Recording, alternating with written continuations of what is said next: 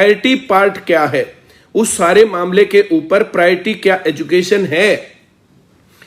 अब बहुत ज्यादा हद तक कंट्रोल है। जहां पर 1000 मामले हर रोज आ रहे थे तो वहां पर 10-20 मामले हर रोज आ रहे हैं।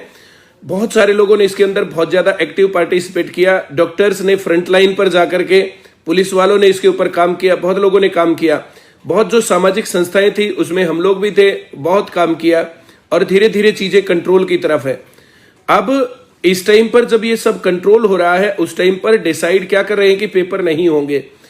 एक क्लास में पेपर देने के लिए जो है 24 बच्चों को एक रूम में बिठाया जाता है। वो ऑलरेडी सोशल डिस्टेंसिंग होती है, लेकिन फिर भी लगता है कि बच्चों की लाइफ के साथ समझौता नहीं करना, तो आप एक रूम में 24 की जगह 12 बिठा लीजिए, 6 बिठा लीजिए, 8 बिठा लीजिए, जैसा अच्छा कंफर्टेबल फील हो।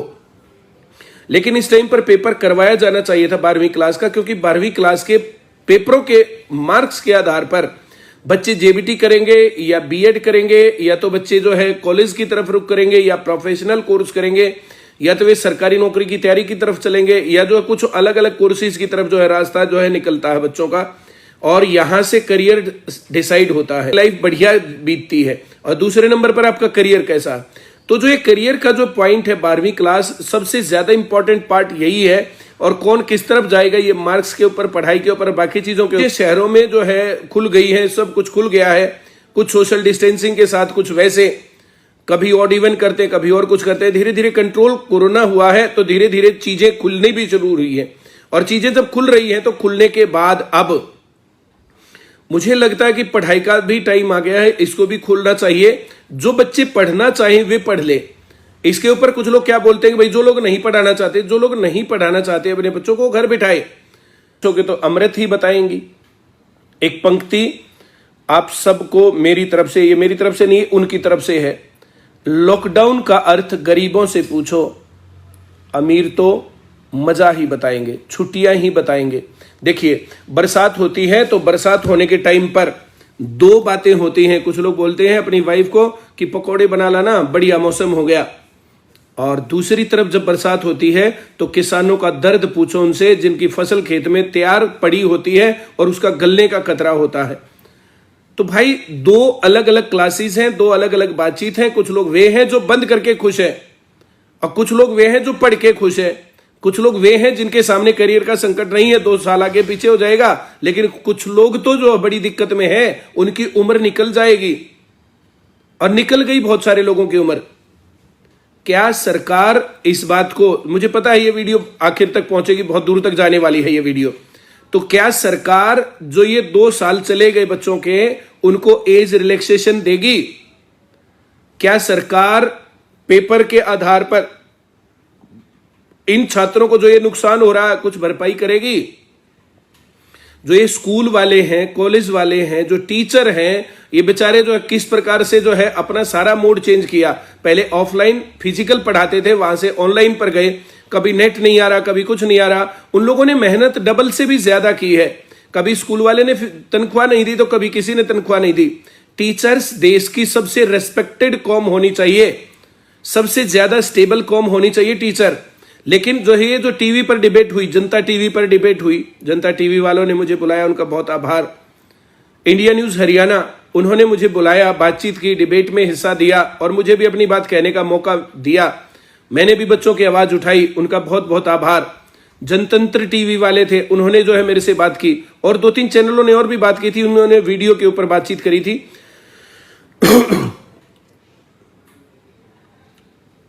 तो मेरा कहना इस पर यह है कि जो ये बच्चों की बात, जो बच्चों की आवाज है, ये हर जगह तक पहुंचे। इस बात के लिए आप जो क्या वो करेंगे, और बच्चों की सुनने वाला कौन है और बच्चों की आवाज कौन उठाए? अगर हम नहीं उठाएंगे तो जो लोग नहीं पढ़ना चाहते वो ना पढ़े, लेकिन जो पढ़ना चाहते हैं उनको तो पढ़ने दो। ऑनलाइन के ऊपर, फोन के ऊपर बहुत ज्यादा बच्चे पढ़ रहे हैं। बहुत ज्यादा बच्चे पढ़ने के बाद ऑनलाइन और फेसबुक ऐप के ऊपर और यूट्यूब के ऊपर बहुत लोगों को वो मजा थोड़ी आता जो कि क्लास में पढ़ने को मिलता है। प्रेरणा, प्रोत्साहन, प्रतिस्पर्धा, ये जो प्रय होते हैं, ये क्लास में ही बच्चा फील करता है और उसको लगता है सभी लोग पढ़ रहे हैं तो हम भी पढ़े। लगातार सारी चीजें खुल गई हैं, सिर्फ पढ़ाई प्रायोरिटी का पार्ट नहीं है। सभी लोग समझदार होते हैं, सभी सेंटर वाले, सभी स्कूलों वाले, सभी लोग अपनी जिम्मेदारी का निर्वाह करने को तैयार हैं। सोशल डिस्टेंसिंग के साथ अलग अलग बिठा करके, अभी बहुत लोग तो आने नहीं है, उस तरीके से काम बनना नहीं है, लेकिन जिन लोगों की उम्र निकल रही है, जिन स्टूडेंट्स को आगे जो कोई चारा ही नहीं दिख रहा, अगर उम्र निकल गई तो उन लोगों को तो बारे में सोचो जरा, या तो उनको जो है आप एज रिलैक्सेशन दो और या तो फिर उनको पढ़ाने दो। उस टीवी डिबेट के ऊपर कुछ लोगों का कहना था कि हम तो फीस के मारे कर रहे हैं, तो फीस तो भाई साहब ऐसा है, कुछ लोग कहते हैं कि दुकान चलते रही है, दुकान बंद हो गई, फलाना हो गया, ढिमकाना हो गया है। तो भाई साहब जो मैं आपको बता दूं कि हम लोग तो जो है, जो ऑफलाइन में चल रहा था तो वैसा ही ऑनलाइन में चल रहा है, पैसे तो वैसे भी आ रहे हैं, पैसों की कहानी नहीं है।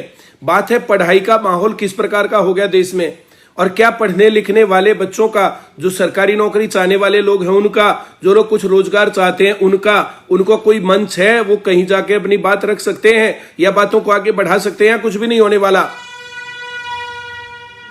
टीचर्स का हाल क्या बना दिया, टीचर्स दिहाड़ीदार मजदूर नहीं है, टीचर्स सबसे रेस्पेक्टेड कॉम है, और टीचर्स की इज्जत जिस देश में नहीं है ना, तो वहां मामला गड़बड़ है। जितने लोग ये कहते हैं ना कि टीचर्स फीस के मारे कर रहे हैं, वो अपने बच्चों को पढ़ाए ना, वो ना दे उनको फीस, वो अपने घर पर बैठाए अपने बच्चों को। हम भी देखते हैं 1-2 पीढ़ी में मामला सेट हो जाएगा, उन्हीं से पढ़वाएंगे, उन्हीं से करियर बनवाएंगे, उन्हीं से सब कुछ करेंगे, उन्हीं को गालियां देंगे। और जितने लोग ऐसे होते हैं ना, उन्हीं के बच्चे कामयाब नहीं होते हैं। टीचर्स के प्रति हर पेरेंट की जिम्मेदारी होती है कि टीचर की इज्जत बना के रखे। हाँ, मैं ये मानता हूं कि कुछ टीचर्स ने अपने पद की गरिमा नहीं रखी, उन्होंने अपनी चीजों को जो उस तरीके से नहीं किया, गड़बड़ है। लेकिन मेरा कहना इसके ऊपर यह है कि जितने पेरेंट्स हैं, जितने लोग हैं, वो टीचर्स की इज्जत करना सिखाएं बच्चों को, तभी बच्चे कामयाब होने वाले हैं, तभी बच्चे कुछ सीखेंगे। अगर टीचर्स की इज्जत नहीं ना जिस देश में, जिस समाज में, जिस एरिया में, तो वहां पर कुछ नहीं होने वाला है। थे सेंटर्स के अंदर कोई भी इस प्रकार की बात नहीं आई थी कि कहीं पर सेंटर में बहुत ज्यादा कोरोना पॉजिटिव हो गए थे। सोशल डिस्टेंसिंग के साथ हर एक बच्चा अपनी जिम्मेदारी निभाएगा, हर एक बच्चा बहुत अच्छे तरीके से आके पढ़ेगा, और जो लोग पढ़ना चाहते हैं, अपना करियर बनाना चाहते हैं, उनके लिए मौका दीजिए। और पिछले 2 साल से हरियाणा में तो वैकेंसी नहीं आई है, वैकेंसी नहीं कोई आई है, कोई पेपर नहीं हुआ है, तो बच्चे नौकरी कैसे लगेंगे? बेरोजगारी में नंबर 1 तो जाएगा ही। फिर कोई काम धंधों का रास्ता नहीं है, कोई कुछ कर नहीं सकता, जो चले हुए वे ही बंद हो रहे हैं, तो बेरोजगारी तो बढ़ेगी।